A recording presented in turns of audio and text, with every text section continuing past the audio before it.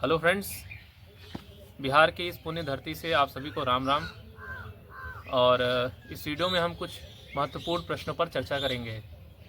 जैसे कि सबसे पहला एक सवाल सभी लोग पूछ रहे हैं कि जिनकी सैलरी नहीं आई हुई है वो क्या करें, क्योंकि मोस्ट ऑफ द टीचर्स जो हैं उनकी सैलरी आ चुकी है। जो ज्वाइनिंग के बाद से जितनी उनकी सैलरी बनी है फरवरी में, वो सैलरी आ चुकी है। तो सैलरी जिनकी नहीं आई हुई है उसके क्या कारण हो सकते हैं और उनको क्या करना चाहिए, इस वीडियो में हम इस पर बात करेंगे। देखिए, एक चीज़ ये हो सकता है कि आपने जो प्राण जनरेट किया है ना, उसमें कुछ गलतियाँ हुई हों। प्राण का जो डिटेल है आपके डॉक्यूमेंट से मैच ना कर रहा हो। इस केस में तो प्राण ही नहीं बनता है, प्राण रिजेक्ट हो जाता है। लेकिन आखिरी के कुछ जो दिन थे उसमें बहुत तेज़ी से काम हुआ है, तो उसमें कुछ गलत इनपुट भी हो करके प्राण जनरेट हो सकता है।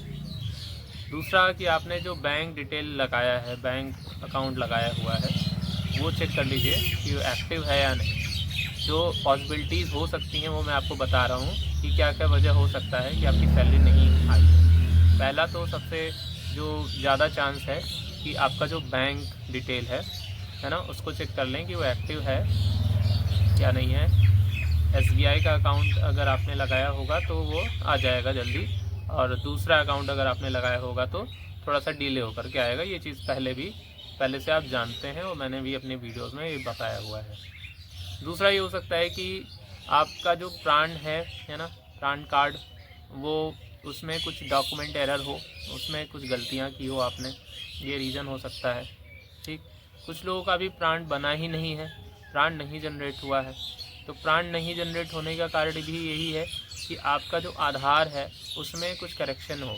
नंबर आपका जो मतलब जैसे मेरे में था तो फ़ोन नंबर मैंने अपडेट किया था अपना, तो पुराना फ़ोन नंबर जो ऐड था वो आउटडेटेड हो चुका था। तो फ़ोन नंबर आपका एक्टिव होना चाहिए, तो आधार से जुड़ा हुआ है, उसी पे वो मैसेज आता है।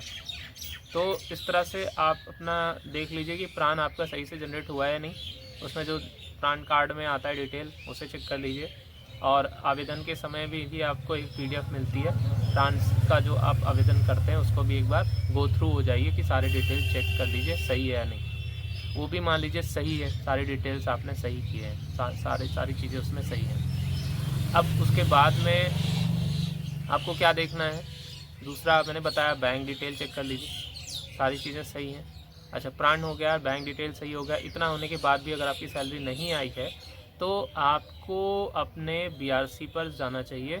BRC पर ये क्योंकि जो डिटेल्स हैं वो आपकी BRC पे जमा होती हैं, वहाँ पे जाकर के ज़रूर संपर्क करिए, है ना। जो आपका मंडल है, जो आपको प्रखंड मिला हुआ है, उस प्रखंड के BRC पर, वहाँ से भी अगर बात ना बने तो आपको DO ऑफिस जाना चाहिए, क्योंकि एक्टिवेशन से रिलेटेड चीज़ें हैं वो DO ऑफिस से ही कार्यान्वित होती हैं। और DO ऑफिस से डॉक्यूमेंट आगे फर्दर भेजा जाता है, तो जो आपका ट्रेजरी है वहाँ से आपकी सैलरी आती है। इस तरह से आप अपना कर सकते हैं, और जल्दी ही कर लें, इधर इसी वीक में कर लें। आज तो मंडे है, तो आप जाके आज कल में पता कर लें कि किस तरह से आपको जो सैलरी है वो क्यों नहीं आ रही है। और सैलरी क्योंकि सबकी आनी है, सैलरी तो सबकी आ चुकी है। नंबर ऑफ़ जो टीचर्स हैं उनके बेसिस पे सैलरी सबकी आ जाती है, वो सैलरी आपकी सुरक्षित रखी हुई है, ठीक है ना। और ये जो सैलरी आपकी आएगी, इसके बाद ऐसा आशा किया जा रहा है कि आपकी जो मार्च की सैलरी है, हो सकता है गवर्नमेंट इस पर काम कर रही है कि होली के पहले एडवांस सैलरी आपको मिल जाए। और अगर आपने जो CL वगैरह या कोई छुट्टी इस तरह का लिया जिसमें सैलरी का डिड्यूज़ होना है, तो वो नेक्स्ट सैलरी से डिड्यूज़ हो जाएगा।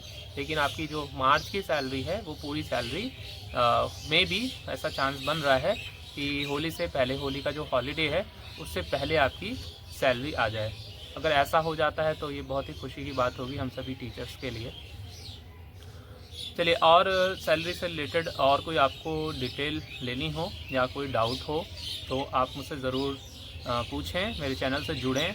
और अगर चैनल आपने सब्सक्राइब नहीं किया हुआ है तो चैनल को ज़रूर सब्सक्राइब कर लें, BPSC टीचर सौरभ। अब हमारे टेलीग्राम चैनल से भी जुड़ सकते हैं। वीडियो अच्छी लगी हो तो लाइक कर लें, अपने दोस्तों को शेयर करें, और खुश रहें, मस्त रहें। इसी आशा के साथ धन्यवाद। जय हिंद।